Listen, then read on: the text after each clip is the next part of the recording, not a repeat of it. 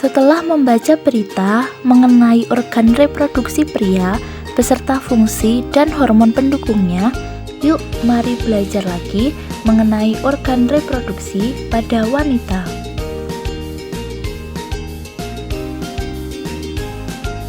Organ reproduksi dalam wanita terdiri dari ovari, uterus, dan juga vagina. Ovarium atau indung telur berbentuk seperti telur dan berjumlah sepasang. Ovarium terlindungi kapsul keras dan terdapat folikel-folikel. Selanjutnya yaitu uterus. Uterus adalah organ tebal dan berotot yang dapat mengembang selama masa kehamilan.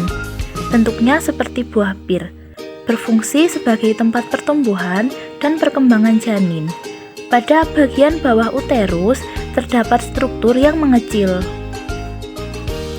Selanjutnya yaitu vagina.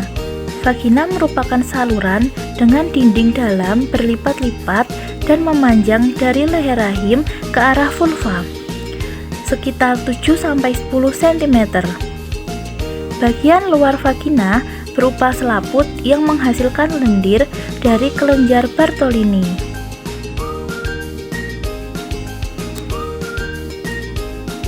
Selanjutnya yaitu saluran reproduksi.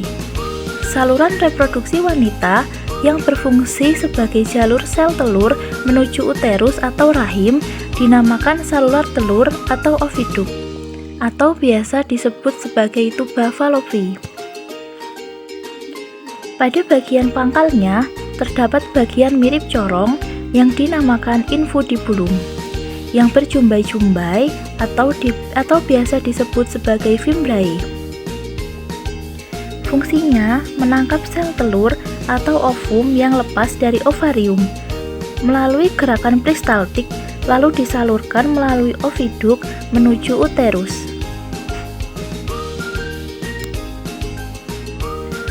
Selanjutnya yaitu proses pembentukan sel telur. Oogenesis merupakan proses pembentukan sel telur di dalam ovarium. Sebelum sel telur atau ovum terbentuk, di dalam ovarium terlebih dahulu terdapat sel indung telur atau oogonium yang bersifat diploid atau terdapat 23 pasang kromosom.